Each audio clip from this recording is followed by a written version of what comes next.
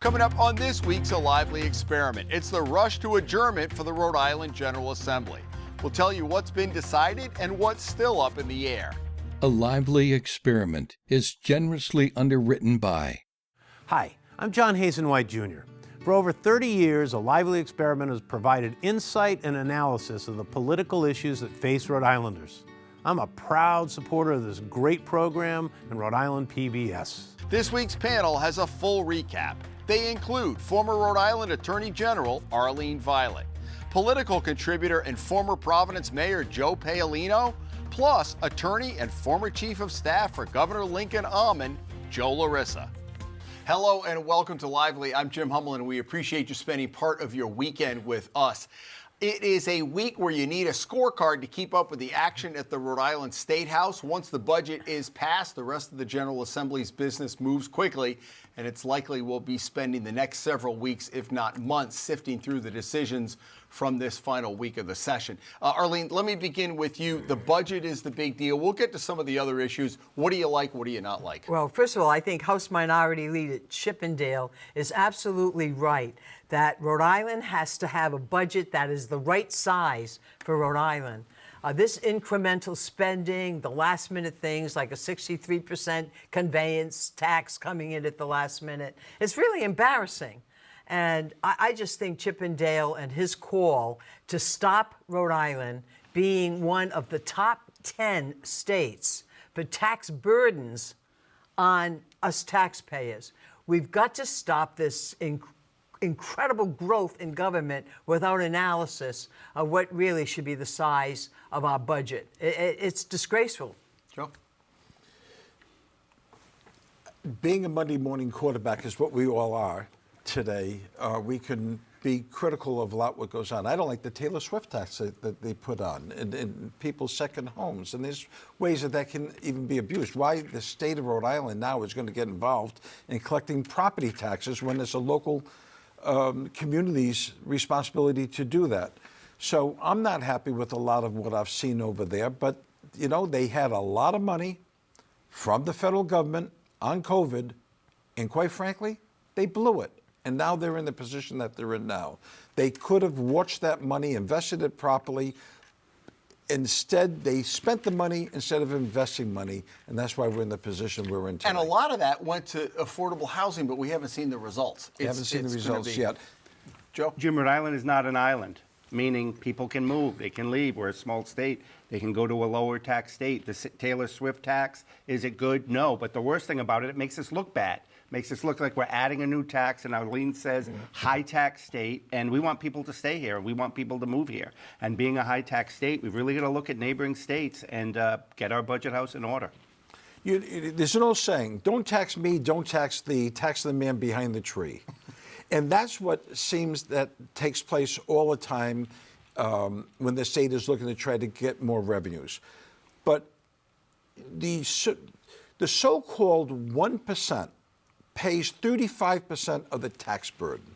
So if you figure what 1% is, that's about 10,000 people. So if those 10,000 people want to move to New Hampshire, Alaska, Tennessee, Florida, Texas, where they don't have to pay an income tax, then the 99% of the people are going to be paying, instead of 65% of the tax burden, they're going to pay 100% of it.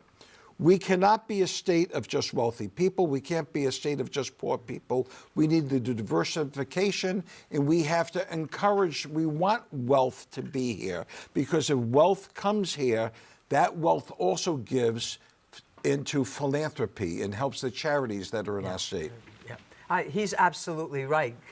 Obviously, they continue to give funds here, some of the Rhode Island multimillionaires who've moved out of here. But of course, in their new states, they have to contribute their charitable funds there as well. Look, right-sized Rhode Island, will you please analyze the duplication?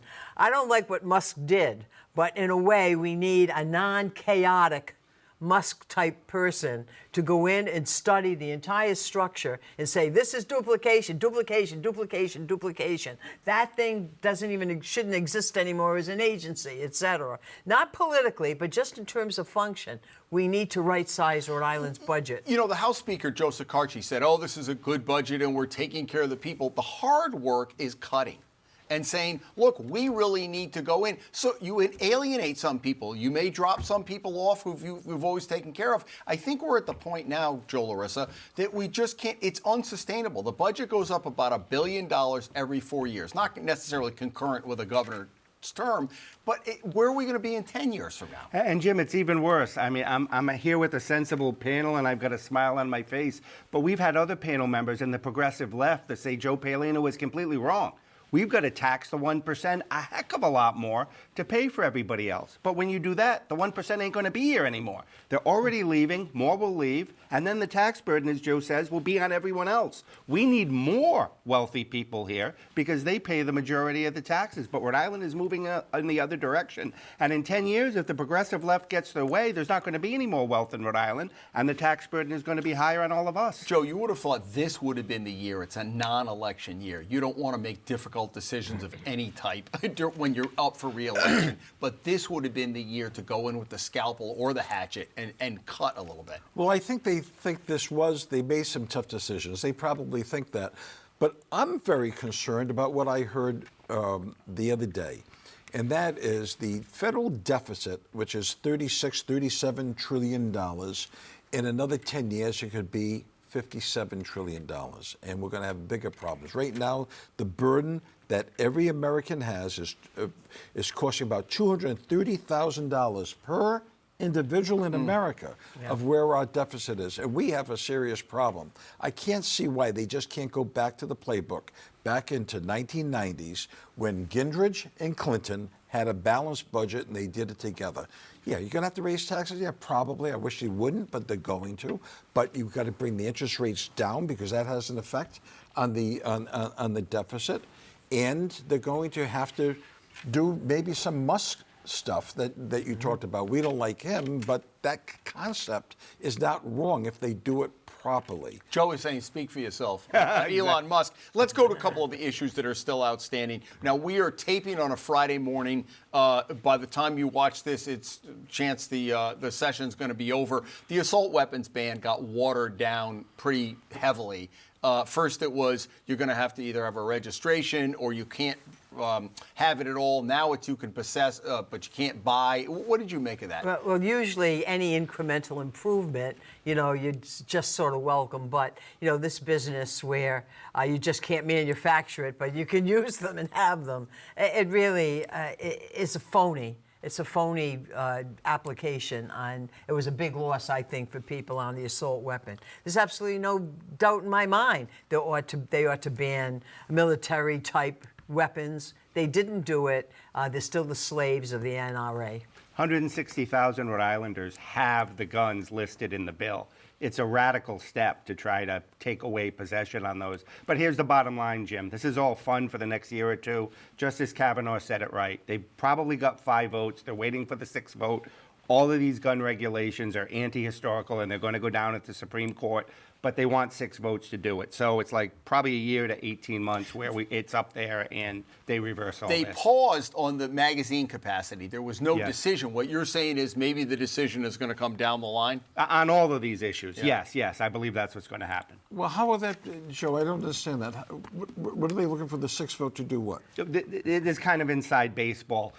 Roberts and Amy Coney Barrett, they want more of a majority, I believe. This is what I've heard. They don't want it to be 5-4. They don't want it to be 5-4, even though a lot of these issues are 5-4. They want to get rid of the guns, or they want to keep no, the guns? they very strong Second Amendment. We got 4 solid votes on the record up there that all of these gun bans are unconstitutional under the Second Amendment. This is going to be one of them. It just hasn't percolated up there. The lower courts are sustaining the bans. Couple are saying no, there's been dissents. It's a mess in the lower courts. They want to wait until they get more decisions, then they'll take the case, and then I believe there's 5 or maybe 6 votes to outlaw these gun bans. Yeah, that's the entire structure, right, of the court system. There's supposed to be a record really developed well at the district court level. The Circuit Court of Appeals is supposed to really contemplate all of this, just like you need a record for what Mr. Trump is doing to get up to the Supreme Court. Sure. So that's not unusual that the Supreme Court wants a fully developed record before they do any prolific change. Right. And that's, I think, they're waiting for. I don't know. If somebody's going hunting, how many times you got to shoot a rabbit? Well, the other You thing need a is, machine gun to shoot a rabbit? well, so that's the argument. We had a national assault weapon ban from 94 to 2004, and it sunsetted out. Now, I guess the issue then is nobody took that to court, but that was an agreement, and it worked. It worked, and death was down, and then you saw it explode when they took that ban off. You saw it explode, and I think our country's been more dangerous after that ban than it was during. What about that, Joe? That from 94 to 2004, everything was fine. Nobody was, even the Second Amendment people were not bringing that. I think it's a matter of what guns are listed. That the other side calls this assault guns, that you don't need the magazines and all that.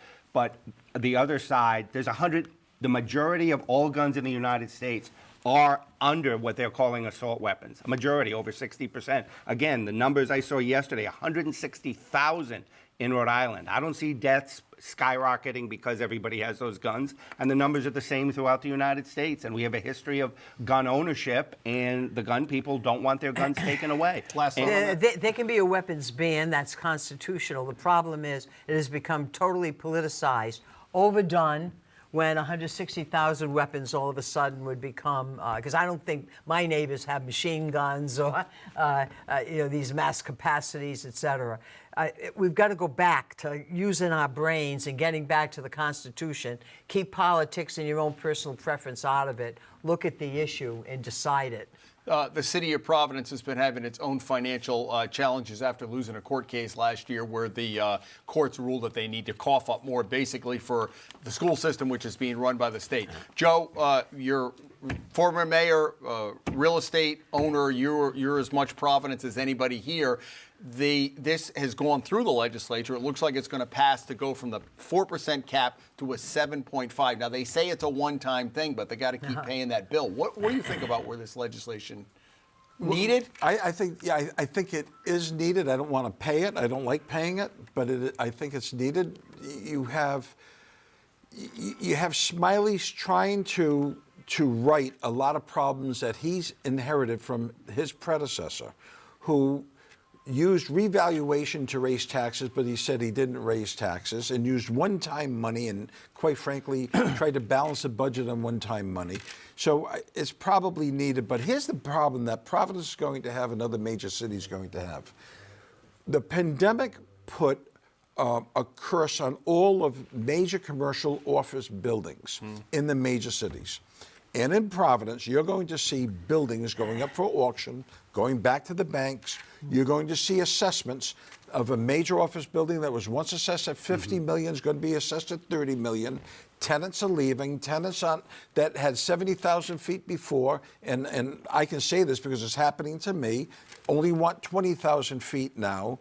And the values of those buildings are less. What does that mean? Assessments are going to come down. Less money is going to be paid to the city of Providence and to other major cities, and they're going to have to find how to fill that gap. Is it the homeowners? It's going to end up with the homeowner. And that's why you can't be chasing people out. Downtown is not a rich area, not in Providence. It's not a place that office people can't wait to go to because they don't want to pay for parking and they don't need the glut of space they've had in the past. And the only way to transition downtown properly is going to take some of the older buildings that were built in the late 1800s, early 1900s, convert them to residential and try to create a community there because the office market does not exist the way it did years ago. I'd like to ask the former mayor, some advocates are saying that Providence ought to ask the Infrastructure Bank of Rhode Island for funds to rehabilitate Benefit Street because so many tourists go there. City-owned street. City-owned street, but they want the sidewalks done. Get a loan. A lot of council members object to that, saying we want our sidewalks and our specific areas done. Mayor Smiley yesterday was sort of ambivalent when he gave a response. Mayor, what would you do? Well, I'm going to tell you what makes Providence a great city are the universities. And Brown University is critical. Brown University, Brown Med School, you see the expansion of Johnson Wales, Rhode Island School of Design. Unfortunately, that's the only economy we really have, is healthcare and higher education. And if we keep on treating them like they're stepbrothers or stepsisters to us, then you're going to see bigger problems. Benefit Street is a historic street, not just for Providence, but for the state. And if we don't nurture our tourism, we're going to be hurting ourselves. The city council, I think, is well-intentioned, short-sighted, and they don't understand the other side. They only understand their side, and that's their problem. Joe, jump in. I just want to know where I sign up for Paolino for mayor or governor here. I like this guy. He's talking common sense. Providence schools are a mess, Jim. There's declining enrollment. They're not producing students who can actually function according to all the studies, and yet more and more and more and more money is poured in. The unions have control of it. I don't know how you break this. I just don't. I just know it's a huge problem, and the taxpayers are paying a 7.5% increase again. For what? Just to pay for school funding. It's a major problem, and I don't know what the solution is. Schools need to go back to Providence control, or not, is it not ready yet? Well, I'm going to take a different route.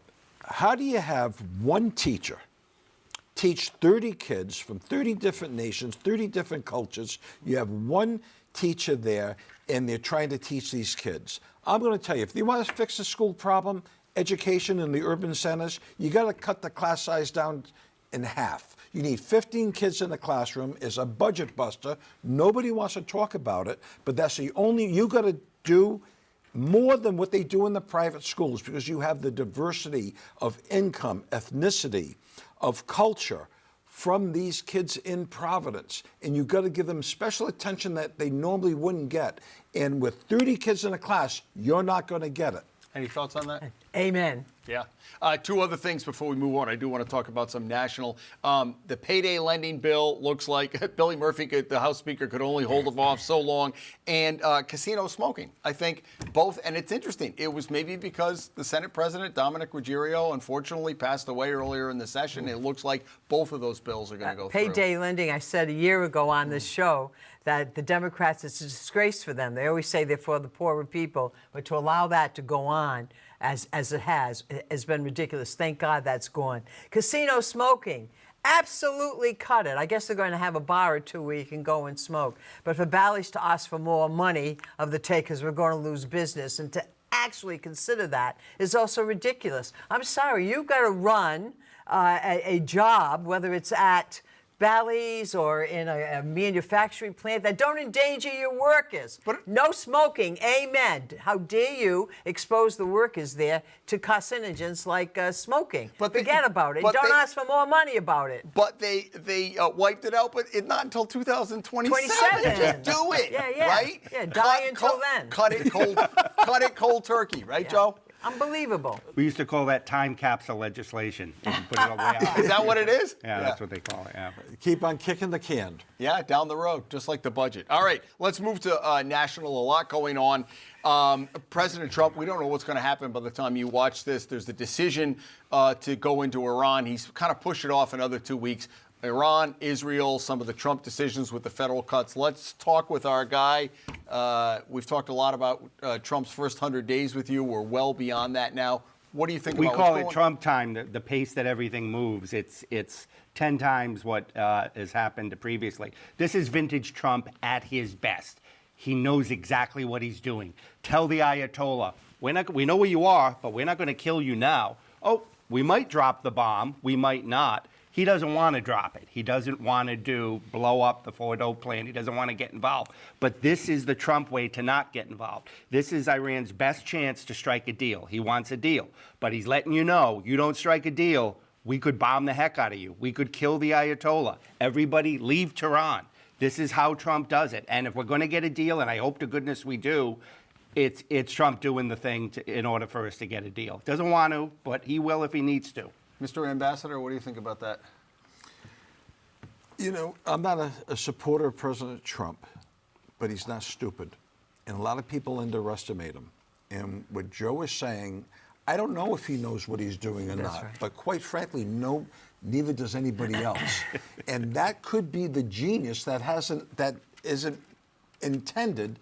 But maybe that's part of the genius of him, because people don't know what he's going to do. I can tell you this. In business, there are certain things I would normally do right now that I'm not doing, because I don't understand where he's coming from and what's going to happen to the direction of the country in regards to tariffs, taxes, his budget, deficits, everything else has got me concerned. So the uncertainty of Trump may become part of the genius of Trump, but I don't think that's the way government should be run.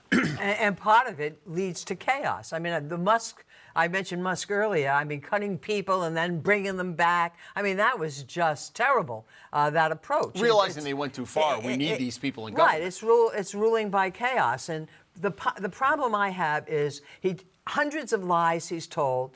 When someone says, well, Iran is about to get the nuclear weapon and have it done, that's like saying if Joe gave me a couple of pennies, you could say, oh, Arlene Violet's net worth just increased. Well, yeah, but you can't believe anything this man says, so I don't really know, how close it is or it isn't. I'm just glad the European leaders today, Friday, are meeting with Iran, and I hope that they get something accomplished, because I can't trust Trump. I'll tell you one thing that shocked me is what's happening in America, especially with the younger people, putting a Palestinian flag in Providence City Hall, shying away from the Jewish community, is beyond me. I never thought I'd ever see that. We got to always stand with Israel, and this whole Palestinian thing has got me concerned. I don't get it. Jim, we have a chance to shape the entire Middle East in the next 2 weeks. If we bomb Fordo, or Israel does, and takes out their nuclear capability, Iran is useless. Hezbollah has been decimated. Hamas, gone. This can shape everything for decades, and it affects the Soviet Union, it affects China. So there's a real push to end that nuclear program by bombing the underground bunkers that Israel can't get at. And if we do, and if that's the limit... And we're the only ones with the capability to do right, that. Now let me give a prediction. They're really smart about this. Why would we do it? We have the bomb, we have the fighter. Sell them to Israel. Let their pilots fly them in. Plausible deniability. We sell a ton to Ukraine. They do all the work. Get out of it. But we can give them the technology. We can give them the capability. We can train their pilots and stay away. If we do this, it's an entirely new Middle East, and for the better, and Israel's safe. That assumes the static nature of the rest of the Middle East, frankly. And the Arab world, believe me, aren't going to stay idly by and let this go. I mean, the basic issue is, what right does another country have to tell another country who they can have as leaders, what they can have in weaponry, etc. These are very broad issues that ought to be done with intelligence and reflection, not just personal ire. And then that exposes American assets, which they said all throughout Europe. I can tell you this, I can't see the Gaza Strip being developed as Miami Beach. Yeah, well, that's a whole other issue. There's some crazy ideas. Let's do this in the last couple of minutes. Let's move to the Trump cuts. They're working their way through court. Now, President Trump has had some victories, but I think a lot of defeats. And I wonder, Arlene, we have two lawyers here, and guys who maybe sometimes play lawyer on TV. Not you and me, Joe. No, I don't. What is your thought as things begin to work their way up to the Supreme Court? Well, it's what happens in the courts. And what should happen? It should happen. You have to develop a full record. In some ways, it's good that there's a point and counterpoint on exactly the same, one rule X and another rule Y. That's, in a way, what the Supreme Court wants, to come up to it. But in the final analysis, the last say is going to be what happens in the U.S. Supreme Court. So the jury is out, since we're talking about court Jim, cases. I read every day, Trump loses this, Trump loses that, National Guard shut down, Department of Education can't be shut down, USAID employees saved. I laugh. That's all going to go away. Trump's going to win every single one of these cases, and he has, up to the Supreme Court, except one. The birthright citizenship. You've got left-wing judges putting policy over what the law really is. USAID is going to get shut down. The Department of Education, he's going to be able to make those cuts. The National Guard, we're already there. Renegade judge, can't use the National Guard? Of course you can. He's the commander-in-chief. Even the Ninth Circuit Court of Appeals said it's okay. Supreme Court's going to sanction that. He's going to win nearly every one of these cases, with the exception of a birthright citizenship. Because he's solid on the law, or he's the Supreme Court in his pocket? No, he's solid on the law. The problem is that these things are unprecedented. But a unitary executive, if you look at what the Constitution says, Trump is the chief, and he gets to do these things. I have to dissent from my brother about left-wing judges, and we've got to stop that. Just just like if somebody Who they were honestly, appointed by, who right? allegedly was appointed by a Republican. I hate it when I hear Democrats talk about, that Republican judge, this or that. Yeah, they might be a little tinged by prejudice or whatever, but most judges try their darndest to rule what they think is correct. And I think we have to get away from a dialogue about lefties and righties and just get it up to the Supreme Court and let's see what happens. All right, let's do outrages and or kudos. Mayor, let's begin with you. I want to appeal to business people that own small business, large business, executives, restaurant owners, whatever. Get involved. Run for office. Get up there. Teachers are in the legislature. You have labor people that are in the legislature, and they get things done for their own constituencies. But we have to get a business group, accountants, real estate people, lawyers, I don't care who you are, but if you're in business, to bring some business sense up there, because what's happening is that business people are laying back and others are running and they're controlling our laws and they're controlling our taxes and they're controlling the agenda, and that's leaving a lot of people out. Joe Larisa. My kudo, Jim, is to you today for assembling this all-star panel. Here we are. It's Rhode Island royalty right here on I've the lively added set. it up, exactly. There's over 120 years of Rhode Island political and legal experience on this panel, and it's been an honor and a pleasure to be on this panel with this crew, and thank you for putting us all together. Well, we brought you in. Your debut was right after Trump was elected, Yes. and that was, I think a lot of people were like, here we go again, but it's been nice to have you as an addition. So Thank you. Thank you. General, what do you have? I want to give kudos to Rob Cody, who wrote a recent article in Ocean State Current. And, by the way, about an outrage of mine, which is no taxes on overtime. In his article, he correctly pointed out that what is going to happen in Rhode Island and other states is that public workers, like the firefighters in Warwick that he talks about, the younger people who don't qualify near retirement, they are going to take as many sick days as they want early.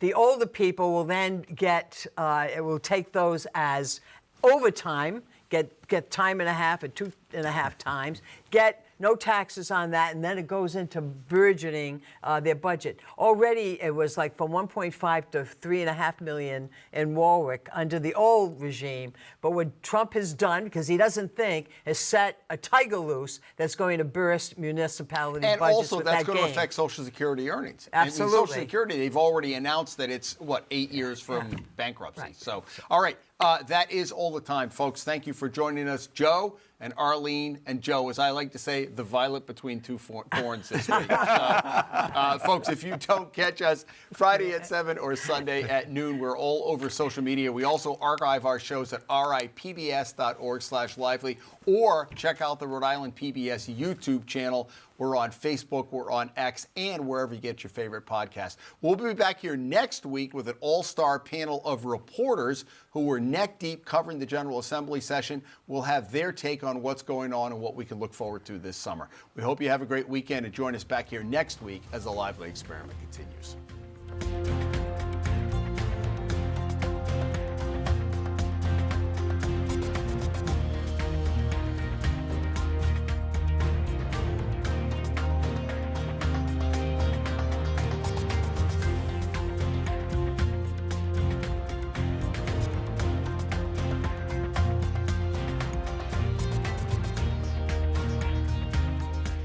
A Lively Experiment is generously underwritten by. Hi, I'm John Hazenwhite Jr. For over 30 years, A Lively Experiment has provided insight and analysis of the political issues that face Rhode Islanders. I'm a proud supporter of this great program and Rhode Island PBS.